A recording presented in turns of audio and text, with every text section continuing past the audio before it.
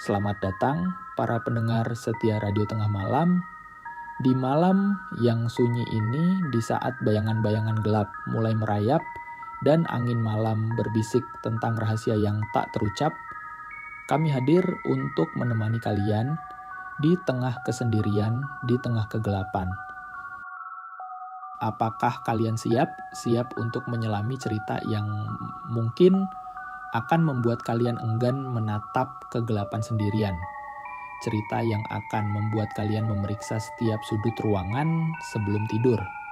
Cerita yang mungkin akan mengubah cara kalian memandang jalan tol yang biasa kalian lewati. Malam ini kami akan membawa Anda ke sebuah lorong tersembunyi di jantung Surabaya. Lorong yang dikenal sebagai lorong maut. Sebuah tempat di mana setiap langkah bisa menjadi langkah terakhir Anda. Tapi sebelum kita mulai, pastikan kalian sudah dalam keadaan nyaman. Pastikan pintu dan jendela terkunci rapat. Pastikan tidak ada yang mengintip dari balik tirai. Karena siapa tahu mungkin ada sesuatu yang sudah mendengarkan kita sejak tadi. Jika kamu berani, tetap di sini. Tapi ingat, sekali kamu mendengar cerita ini, kamu tidak akan pernah melihat malam yang sama lagi. Ini bukan sekadar cerita, ini adalah peringatan. Surabaya, kota yang penuh dengan kehidupan dan sejarah, menyimpan banyak rahasia di balik gemerlap lampu dan gedung-gedung tingginya. Di antara jalanan ramai dan keramaian, ada sebuah lorong gelap yang jarang diperhatikan. Lorong itu terletak di Jalan Tunjungan, lorong yang hanya dikenal oleh segelintir orang dan mereka yang tahu tidak akan pernah berani mendekatinya setelah matahari terbenam. Lorong itu disebut lorong maut. Tapi cerita ini bukan hanya tentang lorong itu. Ini adalah cerita tentang Andi, seorang mahasiswa yang nekat memasuki lorong itu, dan tentang rahasia mengerikan yang dia temukan di dalamnya, rahasia yang membuatnya tidak pernah bisa keluar lagi. Lorong maut bukanlah lorong biasa.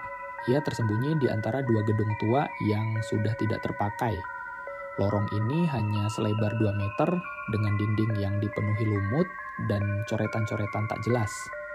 Di ujung lorong ada sebuah pintu besi berkarat yang selalu tertutup. Tidak ada yang tahu apa yang ada di balik pintu itu, karena setiap orang yang mencoba membukanya tidak pernah kembali. Warga sekitar sering membicarakan lorong ini dengan suara berbisik. Mereka yang tinggal di dekatnya sering mendengar suara-suara aneh di malam hari. Suara tangisan, teriakan, atau bahkan derap langkah kaki yang bergema di lorong itu. Beberapa orang mengaku melihat bayangan hitam bergerak di ujung lorong, seolah-olah menunggu seseorang untuk masuk. Tapi, ada satu cerita yang paling menyeramkan, cerita tentang seorang wanita yang hilang setelah memasuki lorong itu. Wanita itu dikatakan masih berada di dalam lorong, menjerit meminta tolong, tapi tidak ada yang berani menolongnya. Andi adalah seorang mahasiswa di salah satu universitas di Surabaya. Dia tinggal di sebuah kos-kosan dekat Jalan Tunjungan. Sejak kecil, Andi selalu tertarik dengan hal-hal mistis. Dia sering membaca buku-buku tentang hantu, menonton film horor, dan bahkan bergabung dengan komunitas pencari hantu di kampusnya. Suatu malam, saat sedang nongkrong di warung kopi dekat kosannya, Andi mendengar cerita tentang lorong maut dari teman-temannya. Mereka bercerita tentang seorang wanita yang hilang setelah memasuki lorong itu dan tentang suara-suara aneh yang sering terdengar. "Jangan pernah masuk ke lorong itu, Andi," kata Rudi, salah satu temannya. Katanya lorong itu dijaga oleh hantu penunggu. Siapa yang masuk tidak akan pernah keluar. Tapi, bukannya takut, Andi justru semakin penasaran. Dia merasa ini adalah kesempatan untuk membuktikan keberaniannya.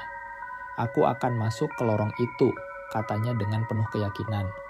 "Aku ingin tahu apa yang sebenarnya terjadi di sana." Teman-temannya mencoba membujuknya untuk tidak nekat, tapi Andi sudah bulat tekadnya. Dia memutuskan untuk pergi ke lorong maut malam itu juga. Pukul 11 malam, Andi berangkat sendirian ke Jalan Tunjungan. Dia membawa senter, kamera, dan sebuah pisau kecil untuk jaga-jaga. Saat tiba di depan lorong, hatinya berdebar-debar.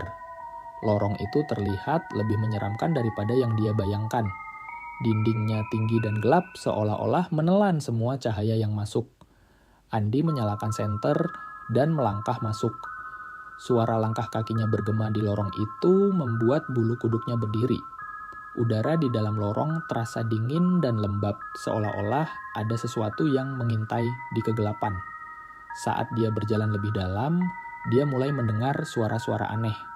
Suara itu seperti bisikan-bisikan yang tidak jelas, seolah-olah ada banyak orang berbicara di sekitarnya. Andi mencoba mengabaikannya dan terus berjalan. Tiba-tiba, senternya mati. Andi mencoba menyalakannya kembali, tapi tidak berhasil. Dia berdiri dalam kegelapan total, hanya bisa mendengar suara napasnya sendiri. Hatinya berdebar kencang, tapi dia mencoba tetap tenang. "Tenang, Andi, ini hanya sugesti," bisiknya pada diri sendiri. Tapi tiba-tiba dia merasakan ada sesuatu yang menyentuh bahunya. Dia berbalik dengan cepat, tapi tidak melihat apa-apa. Kemudian dia mendengar suara tawa kecil, seperti tawa anak kecil yang semakin keras dan semakin dekat. Andi mulai panik. Dia mencoba berlari keluar dari lorong, tapi tidak bisa menemukan jalan keluar. Lorong itu seolah-olah berubah menjadi labirin yang tidak ada ujungnya. Setelah beberapa saat berlari, Andi akhirnya tiba di ujung lorong. Di sana, dia melihat pintu besi berkarat yang selalu dia dengar dalam cerita-cerita. Pintu itu terbuka sedikit seolah-olah mengundangnya untuk masuk. Dengan hati yang berdebar, Andi mendorong pintu itu perlahan. Di dalam, dia melihat sebuah ruangan gelap yang dipenuhi dengan barang-barang aneh. Boneka-boneka rusak, foto-foto lama, dan lilin-lilin yang sudah habis terbakar. Di tengah ruangan ada seorang wanita dengan gaun putih yang kusam. Wanita itu berdiri membelakangi Andi dan rambutnya yang panjang menutupi wajahnya. "Kamu siapa?" tanya Andi dengan suara gemetar. Wanita itu perlahan berbalik dan Andi melihat wajahnya. Wajah itu pucat dan tidak memiliki mata, hanya lubang hitam yang kosong. Mulutnya terbuka lebar, mengeluarkan suara jeritan yang memekakkan telinga. Andi berteriak ketakutan dan mencoba lari, tapi kakinya seperti tertanam di lantai. Wanita itu mendekatinya perlahan sambil terus menjerit. Andi bisa merasakan napas dinginnya di wajahnya. "Kamu tidak boleh masuk ke sini," bisik wanita itu dengan suara serak. "Kamu akan tinggal di sini selamanya." Andi tidak tahu harus berbuat apa. Dia mencoba berteriak minta tolong, tapi tidak ada yang mendengar. Wanita itu semakin dekat dan Andi bisa merasakan tangan dinginnya menyentuh lehernya. Tiba-tiba, dia teringat pisau kecil yang dia bawa. Dengan sisa tenaga yang dia miliki, dia mencabut pisau itu dan menusukkannya ke arah wanita itu. Wanita itu menjerit kesakitan dan mundur, memberi Andi kesempatan untuk lari. Tapi sebelum dia bisa melarikan diri, wanita itu berteriak, "Kamu tidak bisa lari, kamu sudah terjebak di sini, seperti mereka yang lain." Andi melihat ke sekeliling ruangan dan baru menyadari bahwa ada banyak foto-foto orang di dinding. Foto-foto itu adalah foto orang-orang yang hilang setelah memasuki lorong ini. Di antara foto-foto itu, dia melihat foto dirinya sendiri. Sejak kejadian itu, Andi tidak pernah lagi terlihat. Teman-temannya mencoba mencarinya, tapi tidak ada yang tahu di mana dia berada. Satu-satunya petunjuk adalah kamera yang dia bawa, yang ditemukan di depan lorong. Di dalam kamera itu ada rekaman video yang menunjukkannya memasuki lorong, dan kemudian teriakan ketakutan sebelum video itu terputus. Lorong maut masih berdiri di Jalan Tunjungan seolah-olah menunggu korban berikutnya. Dan jika kamu berani mendekatinya, kamu mungkin akan mendengar suara bisikan, "Masuklah, kamu tidak akan pernah keluar lagi." Cerita ini hanyalah fiksi dan dibuat untuk tujuan hiburan.